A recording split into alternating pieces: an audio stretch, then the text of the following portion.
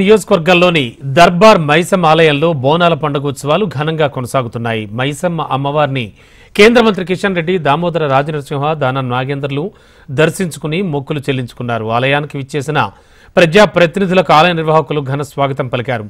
ప్రజలు సుఖ సంతోషాలతో ఉండాలంటూ అమ్మవారిని కోరుకున్నట్లు నేతలు తెలిపారు.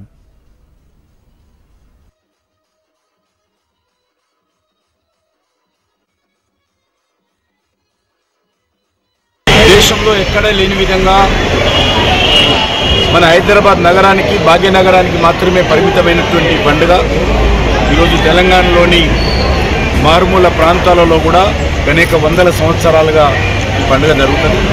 ప్రజలందరూ సుఖ సంతోషాలతో ఉండాలని, ఏ రకమైనటువంటి ప్రకృతి వైపరీత్యాలు రాకూడదని, ఏ రకమైనటువంటి విష జ్వరాలు రాకూడదని, మంచి వర్షాలతో, పాడి పంటలతో అందరూ కూడా మరి ఇబ్బందులు లేకుండా జీవనం కొనసాగించాలని అమ్మవారిని కోరేటువంటి పండుగ.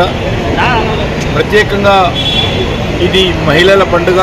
ధనిక పేద అనే తేడా లేకుండా అన్ని వర్గాల మహిళలు కూడా గ్రామీణ ప్రాంతాలలో కానీ, మన భాగ్యనగరంలో కానీ అందరూ కూడా మరి ఎంతో సంతోషంగా ప్రతి ఇంటి నుంచి కూడా అమ్మవారిని బోనాల రూపంలో అలంకరించుకొని దేవాలయాలకు వచ్చి అమ్మవారిని దర్శనం చేసుకొని మరి అమ్మవారి ప్రసన్నం పొందుతారు.